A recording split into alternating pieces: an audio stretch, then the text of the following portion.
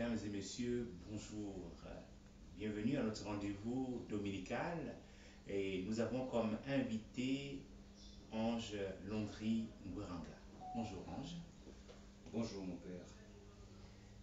Avec vous Ange, nous allons parler du message du pape François adressé à l'occasion de la célébration de la journée mondiale de la paix. Cette journée s'est célébrée le 1er janvier 2023 et vous avez parcouru le message du pape, un message qui s'inscrit dans une dynamique. Déjà, nous sommes arrivés à la 56e journée. C'est dire que le pape Paul VI, déjà, lorsqu'il a institué cette journée, avait la préoccupation de la paix. Alors, avant d'y arriver, je voudrais que nos téléspectateurs puissent connaître qui est Ange Londry Ngweranga. Bien, merci, merci mon père, merci monsieur l'abbé. Ange Londry Ngweranga est né le 24 mai 1967 à Port-Gentil et a été baptisé le 24 mai 1969 à la paroisse des Rois Mages d'Akene. J'ai reçu le sacrement de communion à Mouila en 1979. J'étais alors collégien à Saint-Gabriel. Et puis j'ai reçu les sacrements complémentaires initiation chrétienne à Sainte-Marie, la cathédrale, et naturellement aussi le mariage religieux à Sainte-Marie toujours. Vous êtes marié? Oui, oui, je suis marié. Comment s'appelle votre épouse? Elle s'appelle Patricia. De son nom de famille, c'est Nongo. Elle est Sango de Mimongo. Et partageons cette vie merveilleuse que le Seigneur nous a accordée depuis 20 ans pratiquement. Bon, sur le plan de la vie ordinaire, je suis conseiller d'orientation psychologue, mais actuellement en service dans l'administration. Je suis chargé d'études au niveau du centre sectoriel BTP Bois en cours d'ouverture au niveau de la zone économique de Mkok. Voilà donc brièvement présenté Ange Londry Ngweranga. Le pape François, le 8 décembre 2022, nous a délivré un message pour la célébration de la journée mondiale de la paix, dont le titre est Personne, ou le thème, personne ne peut se sauver tout seul, sans repartir, tout en repartant après la Covid-19 pour retracer ensemble les sentiers de paix. Alors, vous avez parcouru ce message. Qu'est-ce qu'on peut retenir en filigrane de ce message du pape? C'était un message véritablement fondamental parce qu'il rebâtit l'humanité, je veux dire ça comme ça. Nous tous, nous avons traversé cette période particulière qui a été la pandémie du Covid, où pratiquement toute l'humanité a semblé un peu perdre ses repères. Les repères par rapport à l'existence des familles, par rapport à la vie des différents pays, par rapport à l'organisation socio-économique.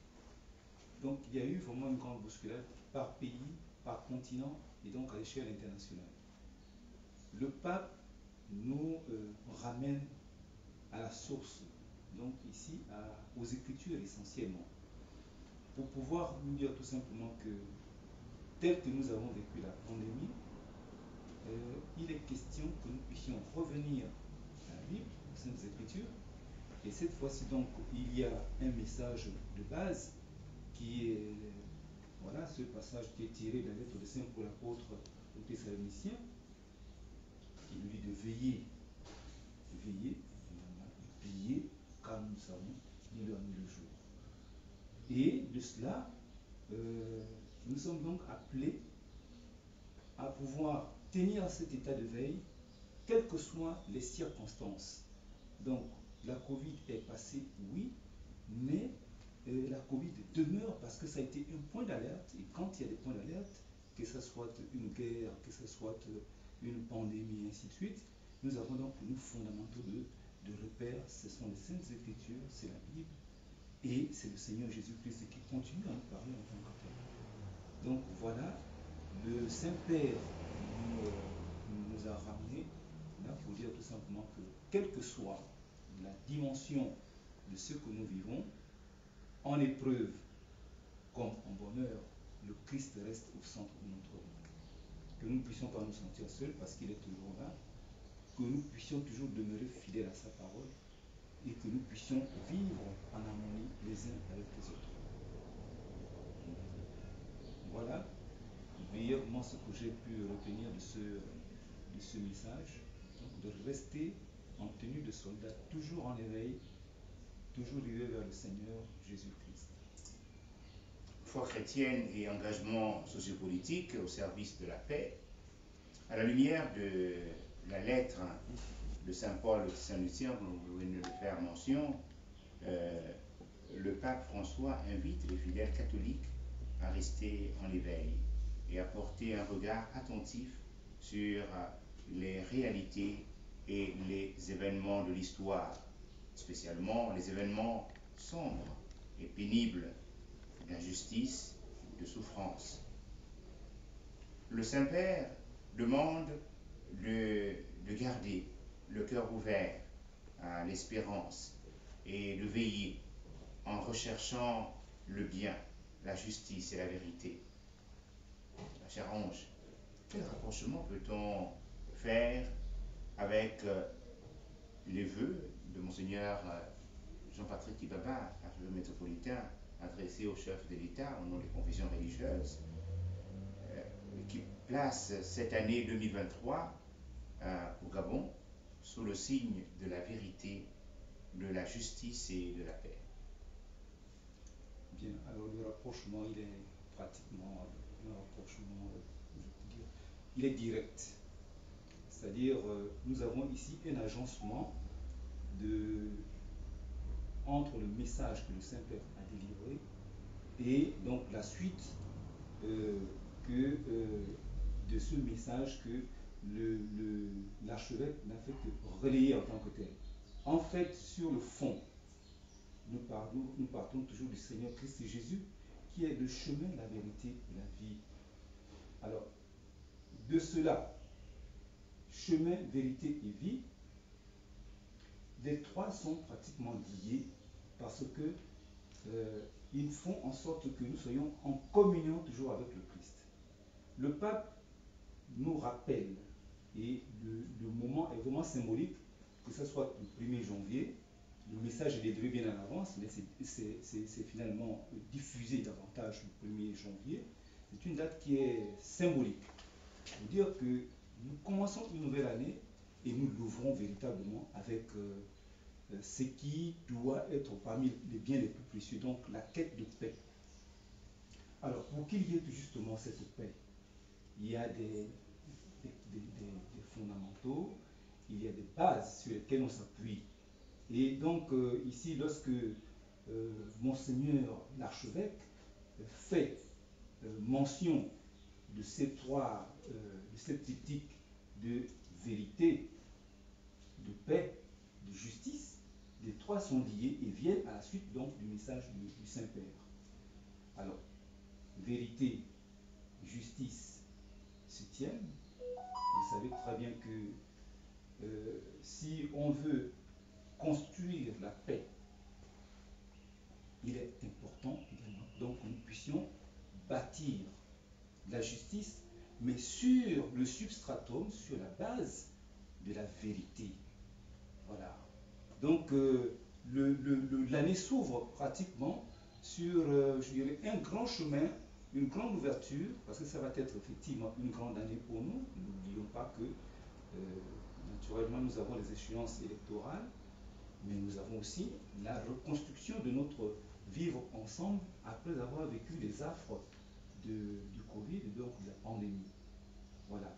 Donc c'est plutôt d'asseoir une base saine, une base claire, une dire tout justement que nous avons toujours la quête de la paix, qui est un leitmotiv de toute une vie, de toute vie, mais par le touchement, tout justement, de la proclamation de la vérité et en établissant la justice avec les uns et les autres. Merci. En établissant la justice avec les uns et les autres. Les grandes leçons de la pandémie de la Covid-19, vous en parlerez. L'un des derniers grands défis de la paix au cours de ces 3 dernières années, selon le pape François, a été la crise sanitaire mondiale, Covid-19. Entre autres conséquences, cette pandémie a menacé la sécurité de l'emploi et aggravé la solitude de plus en plus faible, des plus faibles et des plus pauvres, entraînant les conflits sociaux, les frustrations, des violences de toutes sortes. Pour ce qui est de notre pays, le Gabon, quelles sont les grandes leçons que nous pouvons tirer de cette crise sanitaire mondiale? Bien, les leçons que nous pouvons tirer sont de divers ordres et de différents plans également. Sur la dimension spirituelle, c'est de nous rappeler que notre existence finalement repose dans les mains de Dieu, qu'il n'y a que lui qui, effectivement, au travers de son Fils Christ Jésus, nous apporte le véritable salut. Cette pandémie nous a tout simplement manifesté, montré que nous sommes fragiles. Et de notre fragilité, nous pouvons donc trouver le véritable refuge ou alors la véritable vie, la véritable régénérescence qu'en Christ Jésus. Voilà, ça c'est donc le premier enseignement. Le deuxième, on change de dimension cette fois-ci, on vient sur la dimension sociale, c'est tout justement, vous parlez de la fragilité de la famille. Oui, on a vu ça, que il y en avait pour qui, tout justement, ils se sont retrouvés en situation d'intimité, qui ça créé un resserrement des liens familiaux, oui, mais on a aussi enregistré des cas de violence conjugale. Pratiquement des couples ou bien des micro-familles qui avaient déjà perdu l'habitude effectivement de se retrouver et qui parfois aussi ne pouvaient plus réellement se contenir et ça créait des tensions, ainsi de suite. Mais alors, donc, sur les deux plans, il y a eu des effets positifs, il y a eu aussi des effets pervers. Mais pour autant, quand nous sortons de là, chacun a tiré les leçons qui sont les meilleures pour pouvoir tout justement nous rappeler que la famille reste véritablement le creuset et le premier lieu d'évangélisation en tant que tel. Le premier lieu d'exercice de notre foi, c'est la famille. Donc il convient d'en prendre soin, il convient de la rebâtir. Ce que nous avons vu à l'échelle internationale, c'est également appliqué au niveau de notre pays. Maintenant, oui, il y a eu des personnes qui sont restées dans une situation de grande vulnérabilité, les personnes âgées, des personnes seules, des personnes sans abri, pour lesquelles tout justement, il y a eu dans l'organisation gouvernementale un élan de solidarité a été manifeste. Bon, bien entendu, il y a eu quelques écueils qui ont été enregistrés, mais tout de même, des efforts ont été faits pour essayer quand même d'atteindre ceux-là qui étaient vraiment en situation de vulnérabilité pour leur venir en aide. Donc, cette aide qui a été faite de manière ponctuelle pour nous dire tout simplement que la pandémie pratiquement passée, nous devons donc corriger notre façon de nous comporter vis-à-vis de ceux qui sont en situation de faiblesse, en justement cultivant la charité qui nous est véritablement donnée comme pilier de notre exercice de la foi. Maintenant, sur les autres dimensions qu'on peut dire économiques, bien, alors là, Il faudrait donc repartir sur de nouvelles bases pour pouvoir tout justement relancer les activités. Nous savons tous que notre économie a été aussi touchée. Beaucoup d'opérateurs ont mis la clé sous le paillasson et il n'est pas facile pour certains de pouvoir effectivement retrouver les points d'ancrage qu'il y avait au départ.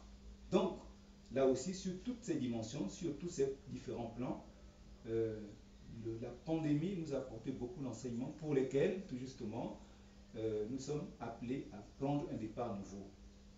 Mais certainement un départ qui nous permet surtout d'assainir nos façons d'agir, nos façons de penser, parce que nous voyons finalement que même n'ayant pas vécu directement la Deuxième Guerre mondiale, il y a eu vraiment des affres que nous n'avons connues que par le fait de l'histoire qui nous est rapportée.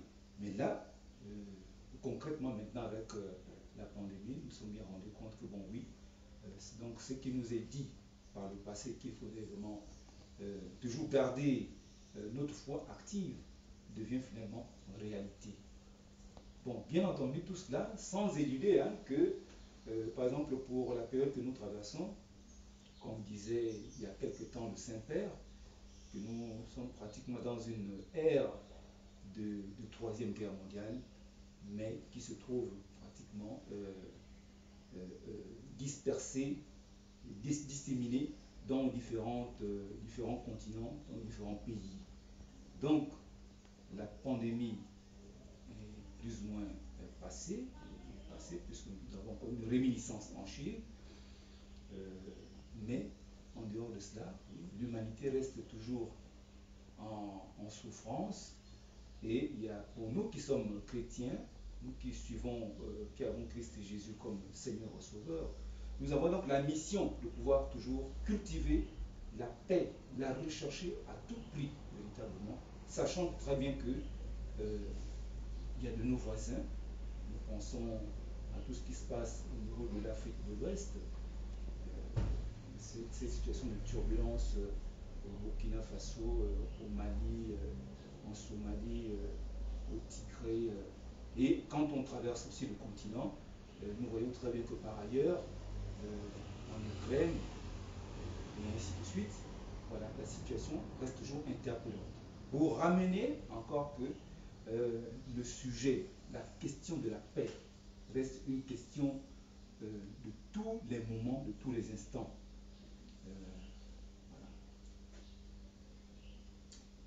Et là, nous sommes appelés donc à construire la fraternité universelle, la fraternité humaine. La Covid-19 nous a permis de comprendre que le plus grand trésor est aussi le plus fragile de la fraternité humaine. À ce titre, le Saint-Père demande de remettre au centre les grands ensembles et nous. En effet, seule la paix, qui naît de l'amour fraternel et désintéressé, peut nous aider à surmonter les crises personnelles, sociales et mondiales. Quel est, Ange, à votre avis, le commentaire que vous pouvez faire sur cette semaine de prière pour l'unité des chrétiens que nous vivons? Le moment est véritablement bien donné. C'est un moment qui vient fortement à propos, parce qu'il constitue pour toute la chrétienté l'occasion de nous manifester notre amour les uns pour les autres, de nous rappeler essentiellement que nous sommes de même souche, nous sommes de même race, nous sommes de même spiritualité, nous sommes essentiellement du même salut. Il n'y a qu'un seul Seigneur, un seul Sauveur, c'est le Seigneur Jésus-Christ. Il y a une seule parole, c'est celle qui nous a effectivement donné le commandement nouveau, aimez-vous les uns les autres comme je vous ai aimé. C'est Saint Jean qui nous le rappelle d'ailleurs. Donc, la semaine de l'unité des chrétiens, Dieu merci, qu'elle est assise en plein milieu du mois de janvier. Donc, lorsque on commence l'année, on la met sur des bases qui sont solides, des bases qui sont saines, des bases qui sont prometteuses et qui nous ouvrent véritablement des grands horizons. Donc, on ne peut pas espérer aller plus loin, aller mieux, sans pour autant véritablement d'abord commencer à bâtir l'unité entre nous. Donc, dans notre propre maison de Christ Jésus, apprenons effectivement à bien nous tenir ensemble, à nous aimer les uns les autres, et comme ça, effectivement, nous pouvons faire face à pouvoir maintenant conquérir le reste du monde. Il a bien dit que c'est à l'amour que vous avez les uns pour les autres, que l'on vous reconnaîtra comme étant mes disciples. Donc, véritablement, oui, la semaine de l'unité des chrétiens, c'est le moment vraiment crucial de pouvoir nous mettre ensemble, pas de manière circonstancielle, mais c'est de prendre ça comme un point de départ et puis de continuer à essaimer la parole du Seigneur en tout temps et en toutes circonstances. Le pape donc fait un rappel essentiel pour dire que tout justement, pour pouvoir quérir la paix, vous avez à pouvoir semer l'amour. Voilà, c'est véritablement ça. Donc, l'amour comme base, comme substance, hein, comme semence de la paix. C'est ce que je peux retenir de cela. C'est le lien que je peux faire donc, entre les deux. Le pape nous met ici vraiment un formidable éclairage. Et c'est donc à chacun de nous, chacun dans sa propre vie, de pouvoir effectivement, en aimant Dieu, le manifester clairement, hein, pour aimer son prochain et aimer de telle manière que la paix puisse être finalement quelque chose de concret, de palpable. Merci Ange. La guerre en Ukraine, c'est une préoccupation du pape, une calamité horrible sur l'humanité. Une autre Covid, qualifie-t-il. Vos commentaires, comment mieux prévenir les conflits armés aujourd'hui? Bien, avant de pouvoir répondre à cette question, je voudrais vous partager un sentiment que j'ai eu. Il y a quelques jours, le pape est intervenu pour pouvoir tout justement comme marteler pour dire que les armes cessent de crépiter, que cette violence ourdie puisse s'arrêter. Et le pape s'est adressé aussi bien à ses frères en spiritualité, au rang plus élevé, qu'aux gouvernants. Et j'ai eu comme une sorte d'impression que, comme si le pape prêchait dans le désert. Parce que, naturellement pour nous, la parole du Saint-Père a son pesant plus que d'or, parce que c'est greffé sur la parole du Seigneur, à la suite de Christ Jésus. Bien, alors, c'est là où tout justement, notre espérance est appelée à se déployer.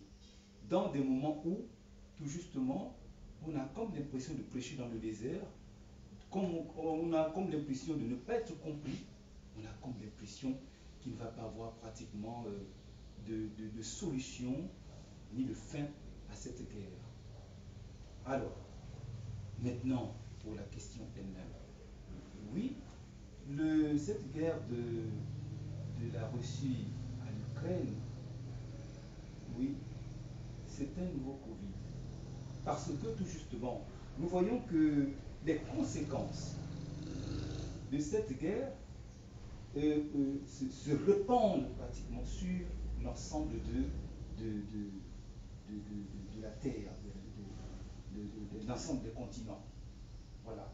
Tous y sont touchés par tout simplement le fait nous savons très bien, les ressources énergétiques qui sont bousculées, les ressources alimentaires aussi, qui sont finalement rendues rares, ou alors quand elles sont disponibles, elles ne peuvent pas être acheminées là où il faut pour pouvoir effectivement nourrir les populations et ainsi de suite.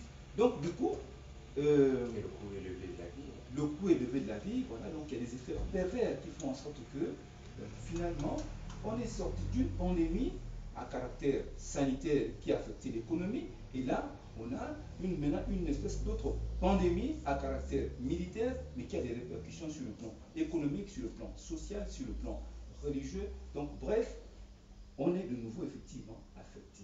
Alors, comment prévenir? Mais la question est toujours ramenée à la culture de, on va dire, culture de la paix. Mais la paix, à la base, c'est l'amour. Mais à la base, on a bien dit encore, nous revenons sur ce que Monseigneur l'archevêque a dû dire. C'est véritablement ça. C'est-à-dire, il a dû faire une liaison avec la vérité, avec la justice, pour effectivement arriver à la paix. Cultivons cela, cultivons la vérité. Et la vérité participe de quoi? Par exemple, pour la circonstance. Il y a des idéologies qui sont mises en avant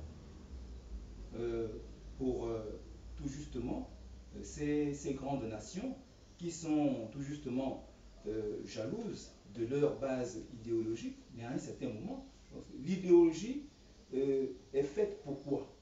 Pour quel dessein?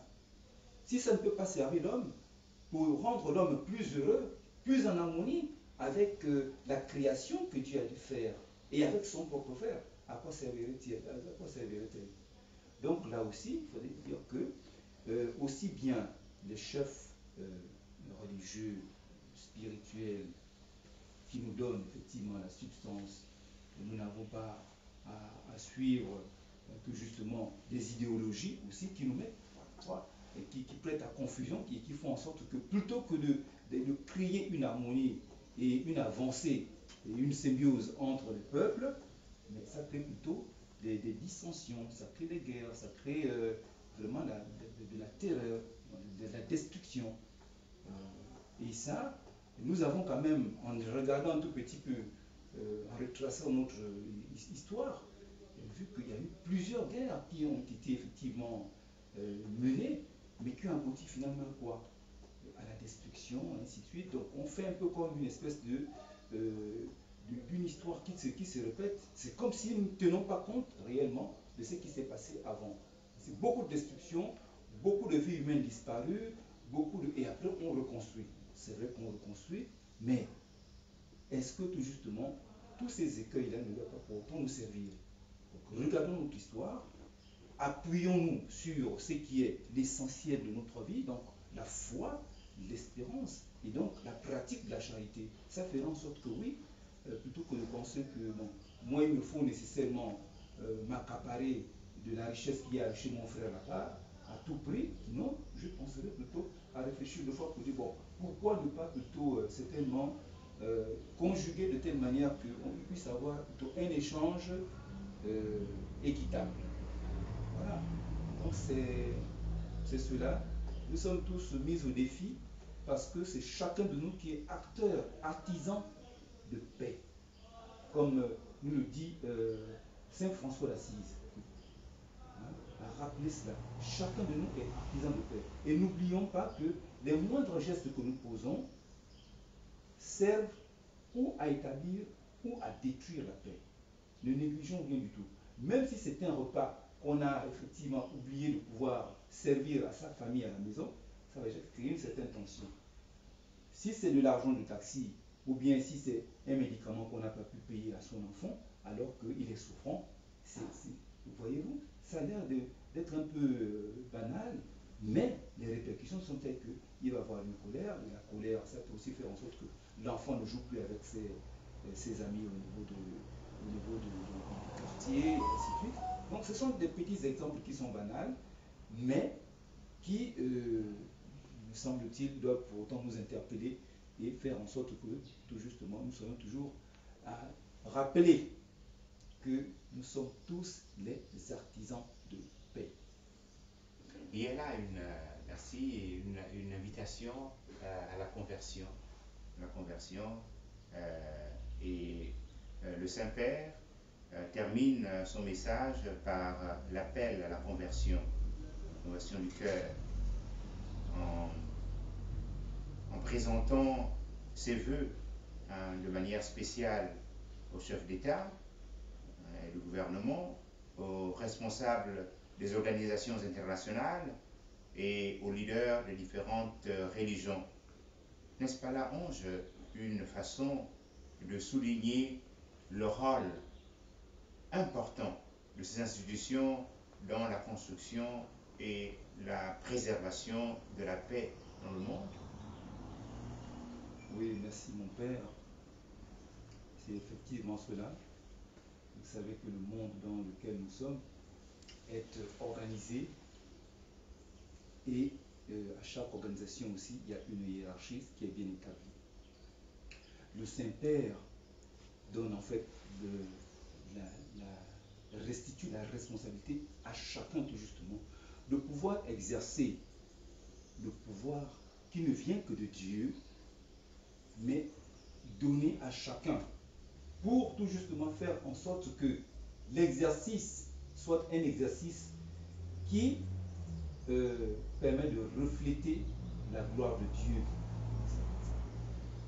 Souvent les hommes s'approprient cette gloire pour se dire, bon, je suis président d'une institution, je suis chef d'un État puissant, et on parle de moi, et je vais marquer mon passage, ce sont des égaux. Or, ce que nous avons à faire, tout justement, bien entendu, il faut marquer son passage, mais essentiellement de faire en sorte que le pouvoir qui a été donné par Dieu puisse être exercé dans le sens de faire en sorte que le peuple de Dieu, qui est confié aux uns aux autres, vive de telle manière qu'il puisse trouver son réel bonheur. Pour nous les chrétiens, le bonheur, c'est le salut en Jésus-Christ. C'est la pratique de l'amour. Pour d'autres, je suis sûr qu'il y a des valeurs semblables, mais voici le but pour nous. Donc le Saint-Père attire l'attention des uns et des autres sur le rôle, la responsabilité qui est celle de chacun pour faire en sorte que la paix qui est recherchée soit non pas comme une espèce de vue de l'esprit, mais qu'elle devienne véritablement quelque chose de concret. Voilà. D'une part, c'est cela, mais alors on peut aussi retourner les rôles parce qu'il s'est adressé essentiellement aux leaders, aux chefs, mais en même temps, on va dire, en inversant en inversant les rôles, pour dire aussi que, bon, oui, il y a le haut, certes, mais il doit y avoir aussi le bas. Que chacun prenne donc la part de responsabilité qui est la sienne. Parce qu'il doit y avoir une conjugaison entre les chefs qui sont établis, mais aussi le peuple dont les chefs ont la responsabilité de guider. Alors, si aussi les peuples n'ont plus l'attention, n'ont plus le respect, la considération de ces institutions, n'ont plus réellement une réelle adhésion avec, voyez-vous que ils pourraient réellement prêcher un peu comme dans le désert et faire en sorte que, malgré leur bonne volonté, que le peuple ne suive pas. Donc, là aussi, il faudrait faire en sorte que, et ça c'est vraiment véritablement à chacun de pouvoir effectivement s'y mettre, que les leaders soient des leaders légitimes, que les leaders soient des leaders qui soient à l'image de Christ et Jésus, qui véritablement a donné sa vie pour que son peuple, pour que son corps soit sauvé, tout justement. Est-ce que ces leaders interpellés exercent leur charge, leur responsabilité, leur ministère de telle manière que la dévotion soit ressentie au niveau des peuples dont ils ont la charge? Donc, là aussi, c'est effectivement ça. Pour faire en sorte que, quand ils exercent leur mission, leur tâche, mais que les résultats, l'adhésion du peuple aussi puisse se faire automatiquement pour que nous arrivions à véritablement ça, cette paix qui est recherchée par tous. Donc, C'est vraiment tout un programme, c'est toute une gageure. Le Saint-Père prend son rôle tout justement d'éveil, de conscience, de toujours pouvoir attirer l'attention des uns et des autres pour faire en sorte que la responsabilité qui est véritablement la sienne, de pouvoir guider le peuple de Dieu, de paître les brebis du Seigneur, mais les brebis autant qu'elles sont, hein, véritablement, dans l'Église catholique, ou même, bon voilà, dans l'Église catholique véritable, puisqu'elle est universelle. Donc, il s'adresse à tous. Aux hommes et aux femmes de bonne volonté. Voilà, voilà, c'est véritablement ça. Personne ne peut se sauver tout seul, hein, repartir après la Covid-19 hein, pour tracer ensemble des sentiers de paix. Tel a été le thème du message du pape adressé aux hommes et aux femmes de bonne volonté, aux évêques, aux prêtres, aux laïcs, à tout le peuple de Dieu en marche, en ce temps de marche synodale. Un mot de fin, Ange? Oui, le mot de fin, déjà, c'est pour pouvoir vous remercier, mon Père, pour m'avoir permis, à mon nom de personne, de pouvoir prendre part à cet échange. Je ne suis pas venu véritablement pour pouvoir convaincre qui que ce soit, mais tout simplement de partager fraternellement ce que j'ai reçu à travers cette adresse du Saint-Père. Le Saint-Père a souci de chacun de nous. Et le ministère qu'il exerce, le magistère qui est le sien, est un magistère de responsabilité parce que il répondra de ce qu'il aura fait de chacune des brebis. Il rendra compte à celui pour qui, justement, au nom de qui il travaille, donc à Christ Jésus. Alors, simplement, le mot de fin, pour redire tout simplement que c'est chacun de nous qui est appelé à exercer, à bâtir la paix par le lien de l'amour essentiellement. Pratiquons cela au quotidien. N'attendons pas que ça vienne de l'autre. Ça commence par nous-mêmes. Faisons des efforts pour que nous puissions nous détacher de nos égaux. Faisons des efforts pour pouvoir effectivement prêter l'attention à l'autre.